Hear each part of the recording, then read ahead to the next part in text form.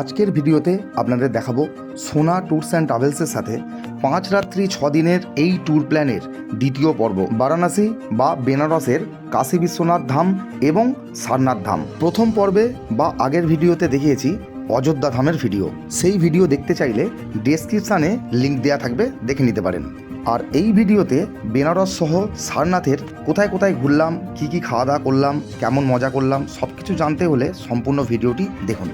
ভিডিওর শুরুতে আরও একটা তথ্য আপনাদের দিয়ে রাখি, আমরা শুধু কাশী বিশ্বনাথ বা অযোধ্যা ধাম নয়, সমগ্র ভারতবর্ষ এবং ভারতবর্ষের বাইরেও আমরা গ্রুপ ট্যুর এবং কাস্টমাইজ ট্যুর প্ল্যান করে থাকি। তো এই সমস্ত ট্যুর প্ল্যান সম্বন্ধে জানতে বা আমাদের আরও পরবর্তী ট্যুরগুলো দেখতে ইউটিউব থেকে যারা দেখছেন চ্যানেলটি অবশ্যই সাবস্ক্রাইব করুন, ফেসবুক থেকে যারা দেখছেন পেজটি অবশ্যই ফলো করে পাশে থাকুন এবং বেল আইকনটি প্রেস করে নোটিফিকেশানটি অন করে দিন। এবং আমাদের হোয়াটসঅ্যাপ গ্রুপে অ্যাড হতে চাইলে স্ক্রিনে দেওয়া নাম্বারে হোয়াটসঅ্যাপ করে আমাদের সাথে থাকুন। তো চলুন এবার শুরু করি। হোটেল থেকে চেক আউট করে বেরিয়ে পড়লাম। কিছুক্ষণের মধ্যে আমরা স্টেশনে পৌঁছে যাব, কারণ এরপর আমরা বেনারস পৌঁছে যাব। স্টেশনে পৌঁছে গেলাম, এই হচ্ছে অযোধ্যা ধাম স্টেশন, আর এই হচ্ছে আমাদের সম্পূর্ণ টিম, দেখে নিন।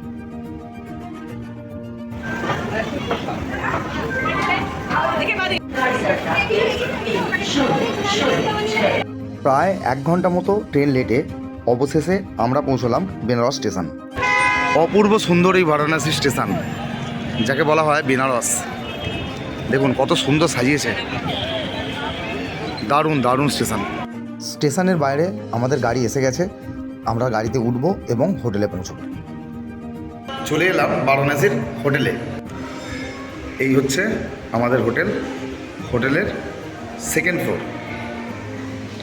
লিফট আছে, এই যে লিফট, 202 নম্বর রুম।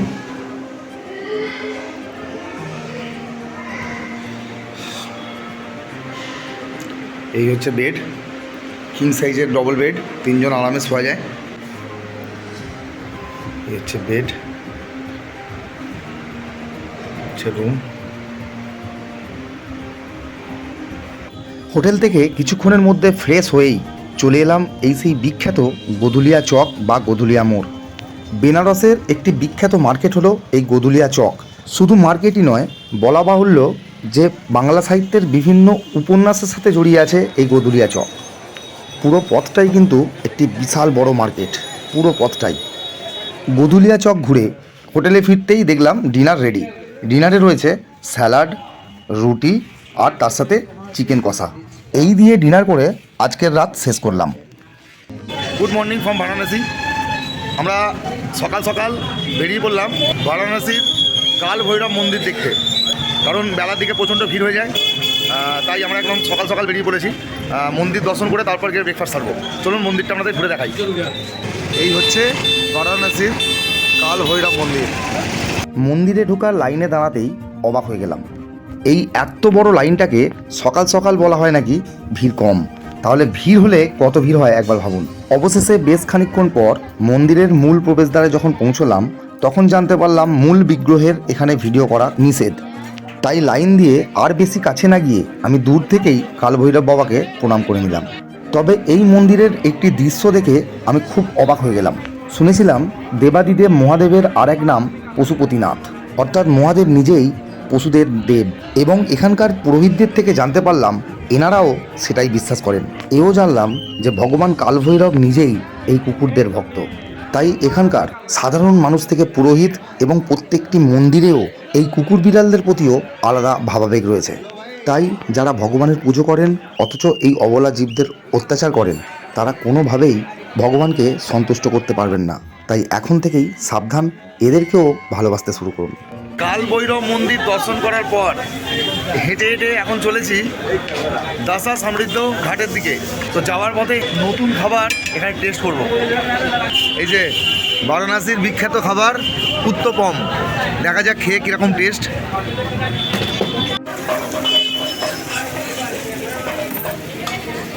যাওয়ার পথে আরেকটা নতুন খাওয়ার জিনিস দেখতে পেলাম, কাকড়ি।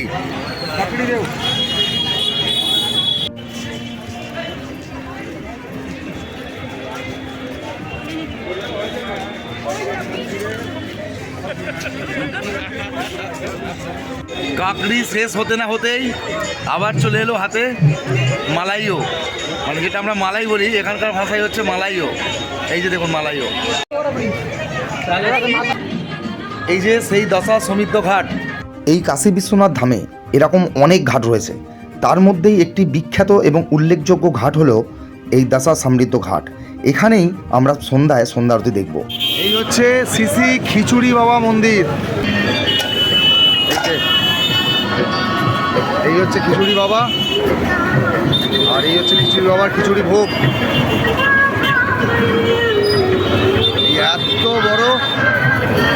এত বড় উনুন আর এত বড় একটি ডাব্বাতে তৈরি হচ্ছে খিচুড়ি বাবার খিচুড়ি।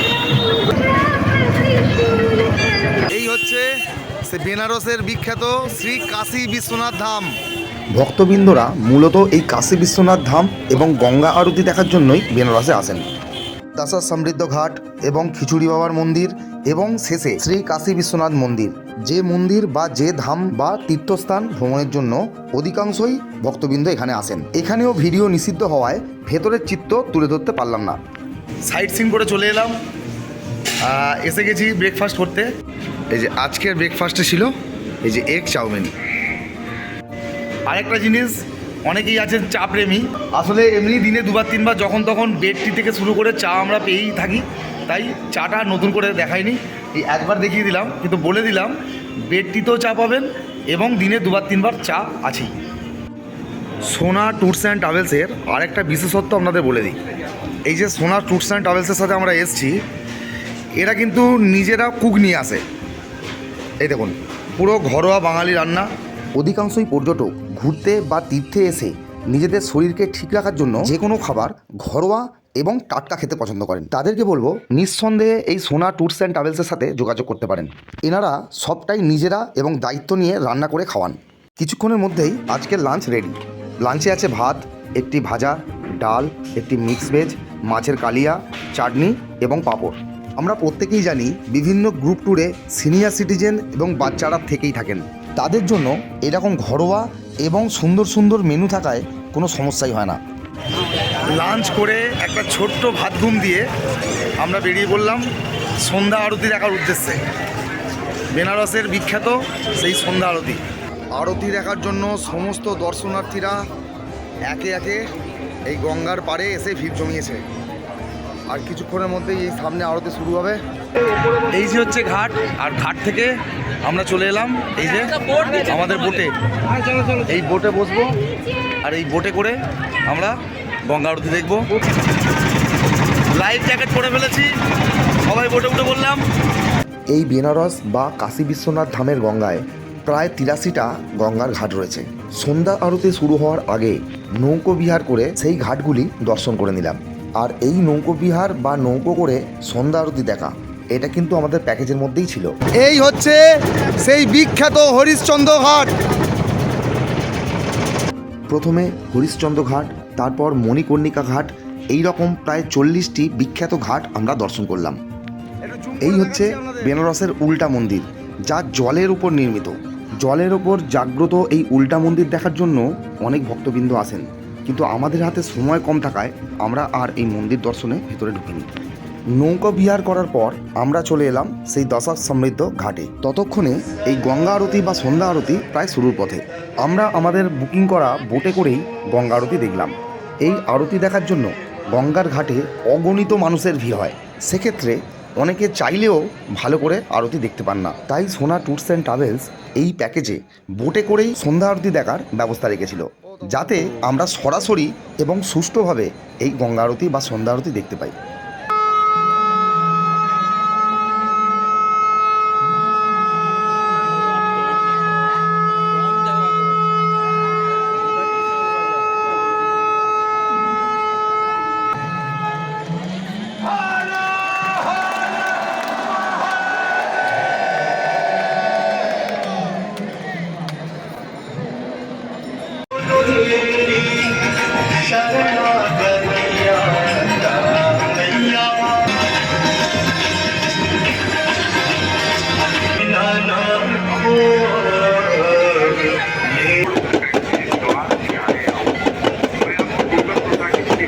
আরতি দেখার পর এই সন্ধ্যায় কাশী বিশ্বনাথ মন্দির আরও একবার দেখবার জন্য চলে এলাম। এখানেও ঠিক কাল ভৈরব মন্দিরের মতোই পথ কুকুরদের আলাদা প্লেটে খাবার এবং বাটিতে জল দেওয়ার ব্যবস্থা রয়েছে। কারণ মহাদেবের যেমন আরেক নাম পশুপতিনাথ, পশুপতিনাথের আরেক রূপ কাশী বিশ্বনাথ। অবাক হলাম এই ভেবে যে আমাদের পাড়ার ছোটোখাটো মন্দিরগুলোতেও যদি কুকুর বিড়াল বসে তাদেরকে তাড়িয়ে দেওয়া হয়, কারণ মন্দির নাকি নোংরা হয়ে যায় এবং ভগবান অপবিত্র হয়ে যান। কিন্তু স্বয়ং কাশী বিশ্বনাথ মন্দিরে এই পথ কুকুরদের যত্ন এবং আলাদা জায়গা দেওয়া হচ্ছে। একবার ভাবুন। তাই আমাদের সমাজকে বলবো, এদেরকে তাড়িয়ে না দিয়ে এদেরকে ভালোবাসুন, এতেই ভগবান সন্তুষ্ট হবেন। ঘোরাঘুরি সেরে হোটেলে ফিরতেই দেখলাম সন্ধ্যার জল খাবার রেডি। এদিন ছিল চিড়ের পলোয়া। জল খাবার খেতে খেতে দেখলাম আমাদের রাতের ডিনারও এদিকে রেডি হচ্ছে, ফ্রাইড রাইস এবং চিলি চিকেন। একটা কথা না বলে পারছি না, এই সোনা ট্যুরস অ্যান্ড ট্রাভেলসের অনেক ট্যুরে আমি ঘুরেছি। এনাদের যেমন সুন্দর ঘোরাফেরা, ঠিক তেমনই খাওয়া দাওয়া, কোনো দিক দিয়েই কোনো ত্রুটি পাবেন না।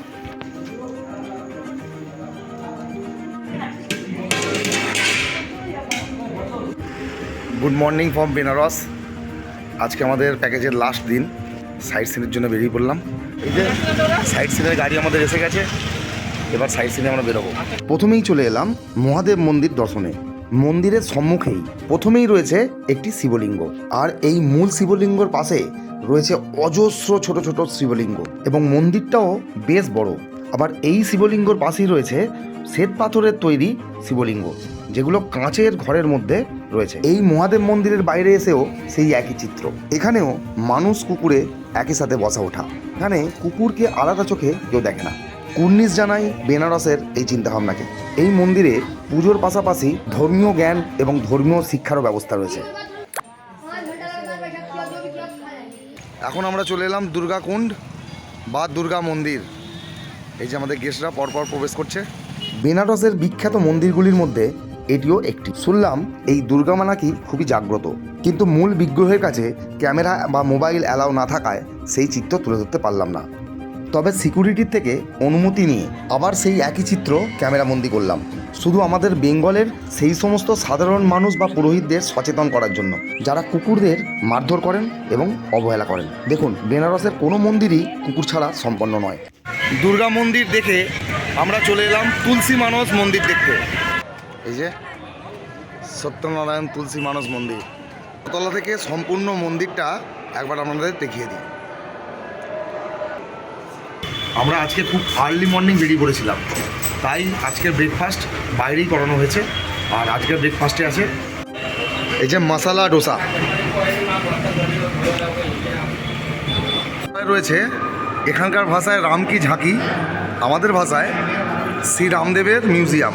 রামায়ণে উল্লেখিত শ্রীরামের ছোটবেলা থেকে শুরু করে পুরো জীবনযাত্রাটাই এইখানে মিউজিয়ামে তুলে ধরা হয়েছে।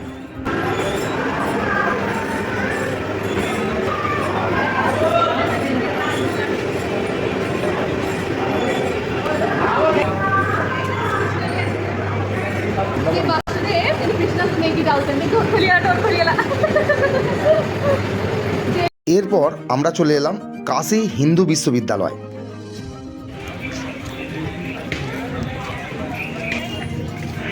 এই যে বেনারস হিন্দু ইউনিভার্সিটি, এটা কিন্তু পুরো 15 কিলোমিটার জুড়ে বিস্তৃত। আর বেনারস হিন্দু ইউনিভার্সিটির নাম লেখা থাকলেও এখানে দেশ বিদেশের বিভিন্ন প্রান্ত থেকে প্রচুর স্টুডেন্ট আছে এবং বিভিন্ন ভাষাভাষী স্টুডেন্ট এখানে পড়াশোনা করে।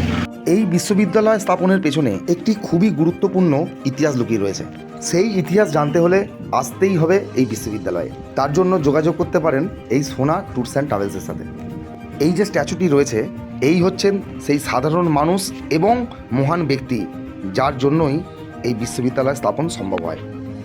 দেখুন, আমাদের বাংলায় শিক্ষক এবং ছাত্ররা একসাথে কুকুর পিটিয়ে খুন করে এবং শিক্ষকরা জেল খাটে, সেইখানে বেনারসের মতো জায়গায় শিক্ষা প্রতিষ্ঠানেও কুকুরকে আলাদা সম্মান দেওয়া হয়। একবার ভাবুন।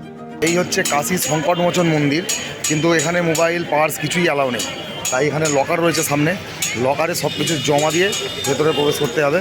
তাই ভিতরটা হয়তো আপনাদের দেখাতে পারবো কিনা জানি না, তাই মন্দিরের বাইরের অংশটাই আপনাদেরকে দেখাতে পারলাম।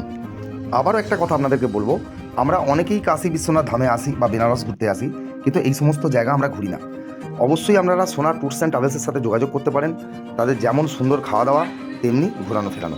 ঘোরাঘুরি সেরে হোটেলে ফিরলাম। হোটেলে ফিরে খাওয়া দাওয়া করলাম, ডাল, আলু ভাজা, পোস্ত, চাটনি, পাঁপড়। লাঞ্চ শেষ করে একদম হোটেল থেকে চেক আউট করে বেরিয়ে পড়লাম। আজকে শেষ সাইট সিন সারনাথ, কাশী বিশ্বনাথের মতো আরেকটা তীর্থস্থান সারনাথ। সারনাথ ঘুরবো, ঘোরার পর সোজা স্টেশন এবং সেখান থেকে ট্রেন ধরবো। চলে এলাম এই সারনাথ ধাম, যা অনেকেই জানেন না বা অনেকেই ঘোরেননি। প্রায় অনেক বড় জায়গা নিয়ে এবং খুব সুন্দর সুসজ্জিত এই সারনাথ ধাম। এই সারনাথ ধামে প্রবেশ করা মাত্রই মনে তো একটা প্রশান্তি আসবেই, তার সাথে দু চোখ জুড়িয়ে যাবে।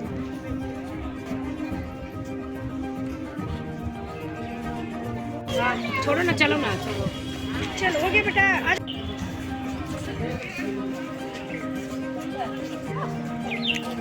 দেখুন, এখানেও একই চিত্র।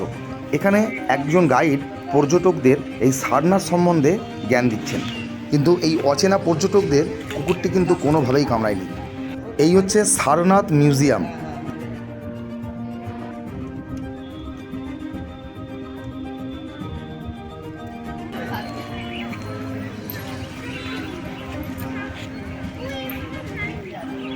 যে আমাদের হাওড়ার জগাচা থেকে আগত কৌশিক দা আছে আর বৌদি আছে।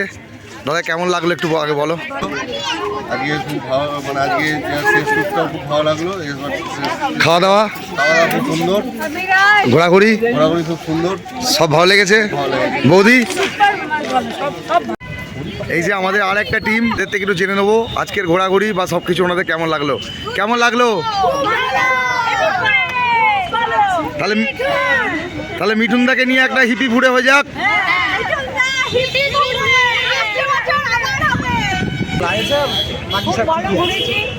হাওড়া রামনগরতলা বাড়ি সারনাথ ঘুরতেছে, খুব চিন্তা হয়েছে, দারুণ এনজয় করেছি। এই পান্নে ঠিক হয়েছে।